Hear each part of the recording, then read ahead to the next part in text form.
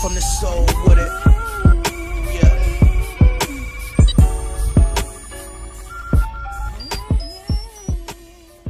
What's going on, everybody? The Island Rick's back with another video. I haven't done a video in a while, and I just seen the news that Magic Johnson has stepped down as president of basketball operations. I must admit, I was a bit shocked. I got a Instagram message from one of my subscribers, I guess. He was just like, you know, bro, where you been? I'm waiting on you, you know, to upload something. But he was like, I was on point with the Rob Pelinka, you know, being Kobe's pick for GM, and Magic admitted he didn't choose him, and they was, you know, paired or whatever. So I just kind of knew what was going on. I understand, I see between the lines, you know, I read the writings on the wall, and it just makes sense because, you know, Kobe Bryant, I didn't hear him say that, by the way. I didn't watch the full press conference with Magic Johnson, but just looking from afar, it makes sense. You know, that makes perfect sense because, you know, it's just there. You know, Kobe Bryant is at the games right beside Rob Pelinka. You know, he's like, come on now, like, that's like if a certain player isn't playing no more and they just there all the time. LeBron James you've handed the keys to LeBron James, which I don't think they were trying to do, really. I think that Kobe is trying to make a comeback in some way. He's trying to push for a comeback, but he wants to do it the right way. He wants to play with LeBron. He wants to play with another player that could put him over the top. And he put Rob Pelinka in place. Like I said, Rob Pelinka and Kobe Bryant are allegedly, or, you know, reportedly best friends from what I'm hearing. Just like LeBron James and Rich Paul are best friends, and, you know, Rich Paul is calling the shots. And Kobe Bryant wanted Luke Walton. I don't think, everybody keeps saying Jeannie Buss, Jeannie Buss. Jeannie Buss is standing up for, you know, Luke Walton, and she really loves Luke. And like I've been telling you guys, like I said, that I think now, you know, it still hasn't, you know, came out whether they're going to fire Luke Walton or not. So we still don't know. And I'm not sure if it's going to happen soon, but from my gut instinct and my belief, I believe that, you know, as I said before, I think that Luke Walton is going to remain the coach. I said I'll be absolutely shocked if Luke Walton gets fired. I said that I believe that, you can go back and, you know, it's documented. Go back and look at all my videos. I thought that Luke Walton was going to keep his job, and I'd be surprised because LeBron James hasn't gotten what he wanted to this point.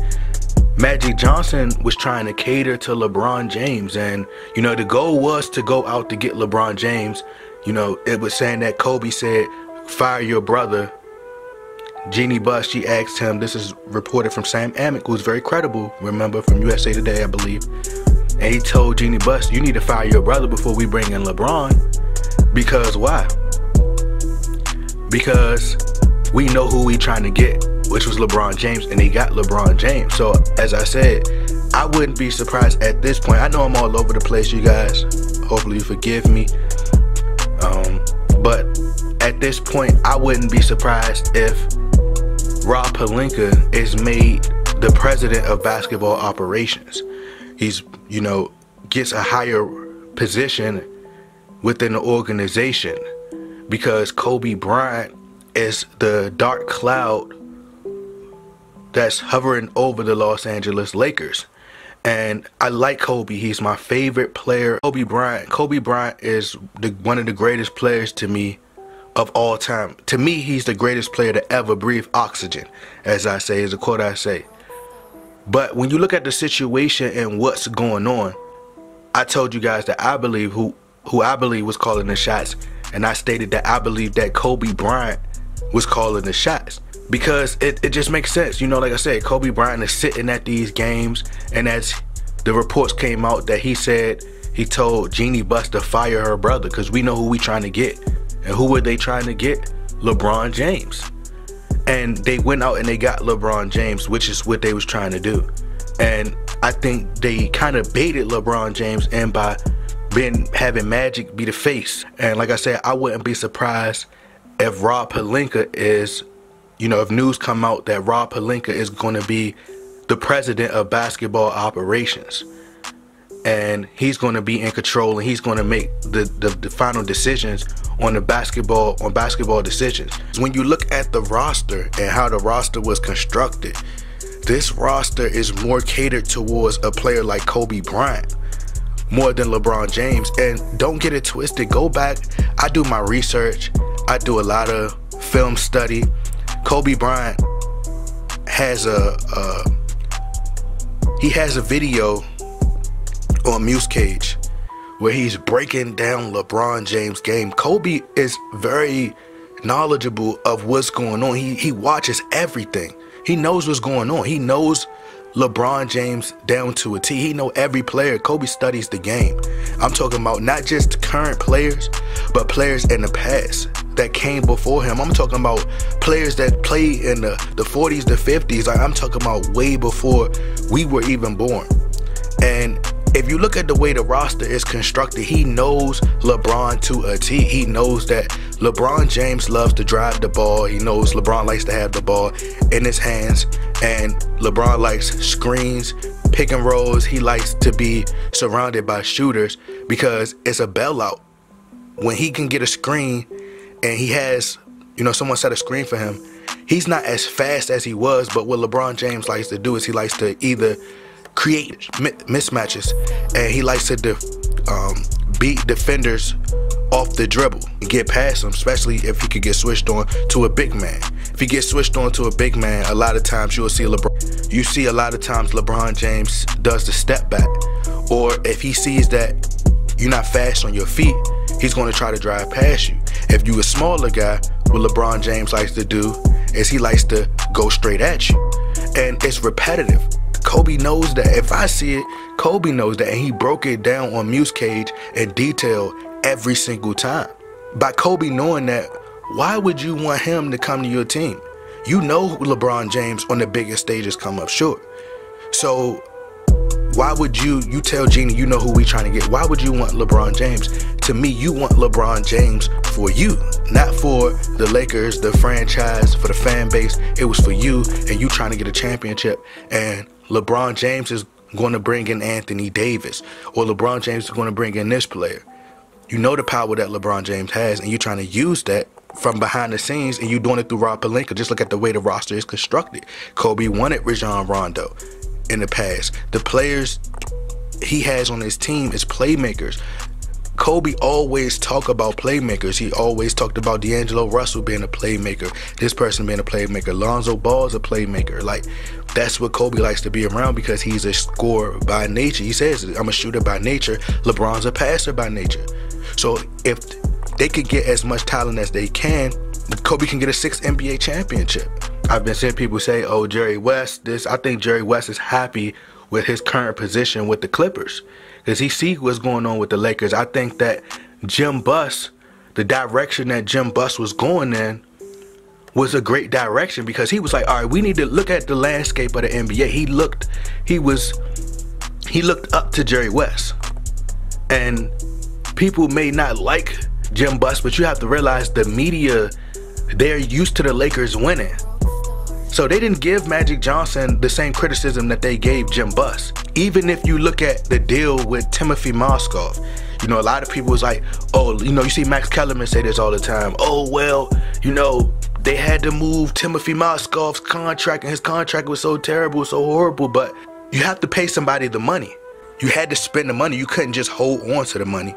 They were the next available players, because everybody was already gone, because as I stated, they were already waiting on the big fish. You've seen a lot of B-level players getting paid a lot of money, and you may feel like, oh, they not superstars and they not worth that money, but it's a new time, it's a new generation. And this is how I'm thinking Jim Buss looked at it. Timothy Mozgov fits with D'Angelo Russell because he was first of all, Timothy Mozgov just came off a championship run with the Cleveland Cavaliers. And he's a guy who he felt like Andrew Bogut would protect the paint. Timothy Mozgov could shoot from time to time, you know. He expanded his range behind the perimeter. Timothy Mozgov was a big body, and that would help D'Angelo Russell, and they had some success together. D'Angelo Russell and Timothy Mozgov is kind of like the same thing you see with D'Angelo Russell and Jared Allen in Brooklyn, or Ed Davis. You see a lot of, you know, screen and rolls. You see a lot of pick and rolls. I think that was a direction that Jim Buss wanted to go in. But you see him get a lot of criticism because the media, they hate the Lakers. They've always hated the Lakers. At any chance they get, they're going to nitpick and find different things that they could critique about the Lakers. They're going to criticize them, especially if they're not winning. They're just going to get on them. And then LeBron James goes there, who's the media darling, who LeBron James is protected by the media because they had some kind of interest to push LeBron James for some reason. So when LeBron James goes to the Lakers and he gets exposed, what they do is, instead of trying to criticize LeBron James and put the blame on LeBron James, they instead blame the Lakers front office and blame other things. And the Lakers, you can't exclude the Lakers front office because they've been horrible as well. But LeBron James deserves a lot of blame. But the media has interest in LeBron James, so they're not going to criticize LeBron. They're going to criticize the Lakers. Luke Walton, I think he's a great coach. But they're using the, oh, it was injuries as an excuse. This is just how I believe, because there were a lot of games versus a lot of mediocre teams that we lost that we shouldn't have lost to. We shouldn't have lost to. We shouldn't have lost to those teams. We just shouldn't. Period. We shouldn't have lost a lot of these games. We losing against the Nets. You got LeBron James on your team. Now, before LeBron got injured, we was losing to the Nets. We losing to the Raptors without Kawhi Leonard. We losing to the New York Knicks. We having close games and losing to, I think we lost to the Cleveland Cavaliers. We losing to the Atlanta Hawks with LeBron James. Like, there's no excuse for that. There's a lot of games that we lost no matter who's injured. I don't care if LeBron's injured. I don't care if Lance Stevenson's injured. I don't care if Lonzo Ball is injured. I don't care. Brandon Ingram, Kyle Kuzma, there's no excuse for you to lose to the Atlanta Hawks. You're losing to, I mean, the Spurs isn't a bad team, but, you know, they lost to the Spurs a lot. You just losing games constantly to teams that are mediocre. And that is no excuse for that. And I think Luke Walton is a great coach. But based on the circumstances, he's not allowed to be a great coach because they have LeBron James. And when LeBron James came on, you switch leaders. Now your leader is LeBron James. Luke Walton was the leader. The young players, when you're young, you don't have much say. You don't have much control, much power. So you look up to authority figure. The authority figure at the time was Luke Walton. So they look up to Luke Walton. They go at his word and they follow him. The same way the young guys follow Brad Stevens. The same way the young guys in Brooklyn follow their coach. When LeBron James comes in, you're no longer the leader. Now everybody is like LeBron James, this big superstar. He's the best, the so-called best player in the world, and everybody's following LeBron James. And now when LeBron James don't show up for practice, they gonna feel like they ain't gotta show up for practice. When LeBron James say, hey, I just wanna, you know, chill today, they gonna chill today, and they see him disrespecting Luke Walton, then they gonna follow suit. You know, y'all gotta stop paying attention to the narratives and the reports that y'all getting and what y'all seeing in the news, because they feeding you fake reports. You know, as Donald Trump and now Jeannie Buss, you see her saying fake news.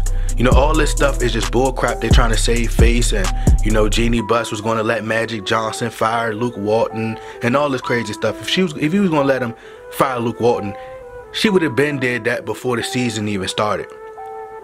Or when we went on a, you know, I believe like a 5-game losing streak in the beginning of the season, or whenever he chose to fire him.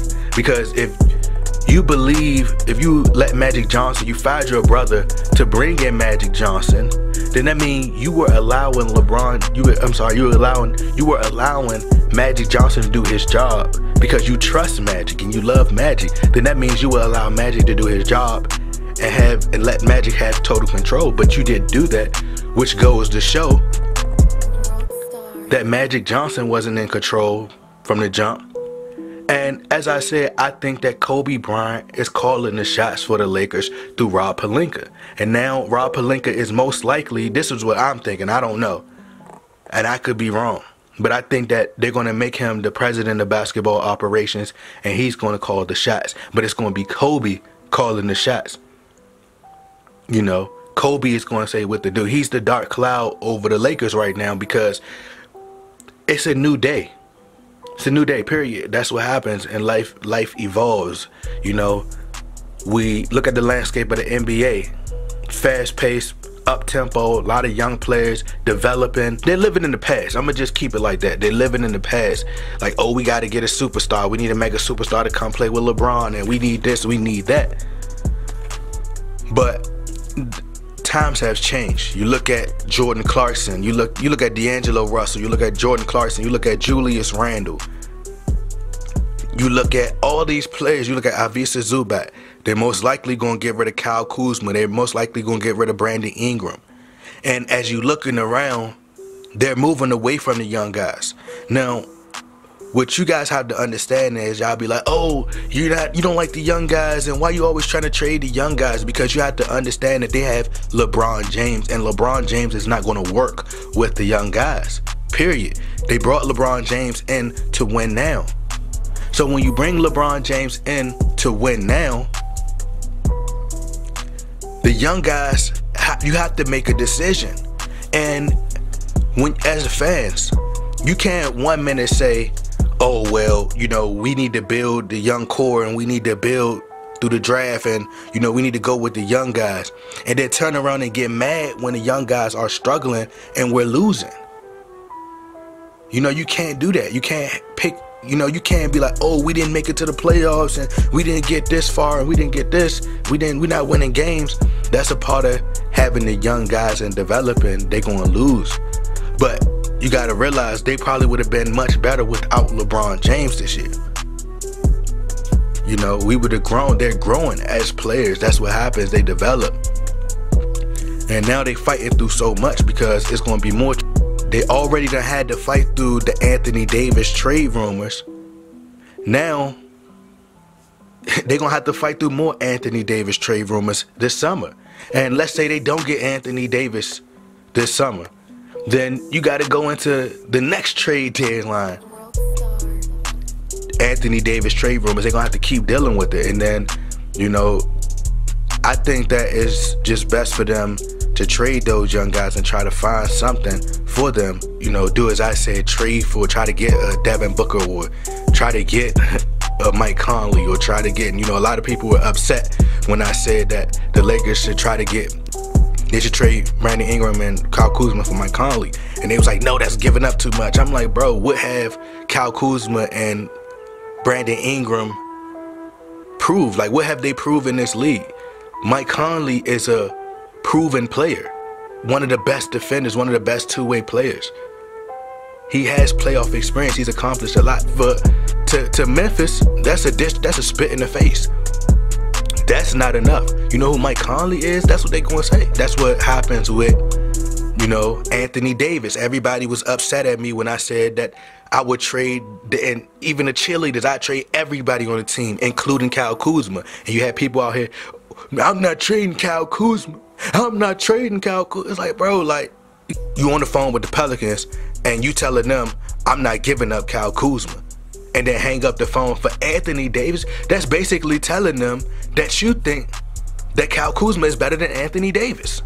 That's a slap in the face. And that's what I've been saying. Like, come on, bro. And then Kobe Bryant comes out and makes his statement, and then people change. Now they want to change their state. Now they done switch up. I think Magic was just brought in, honestly, to lure LeBron James in. Everything was to lure LeBron James in. Kobe Bryant knows LeBron James' game. And I think he wants to make a comeback because Kobe's always doing interviews. You know, if you don't care about basketball no more, as you say, he said that, hey, well, I could still play, I just don't want to. And you look at how easy the game has become. Kobe Bryant, it would be much easier for him, especially if he operated in the post. Would he tell LeBron, if LeBron operated in the post and he evolved his game, it'd be better for him. But that's just my take on it. Y'all let me know what y'all think. You know, let me know what y'all think about Magic Johnson stepping down. Y'all get in that comment box, like, share, subscribe. I'm out.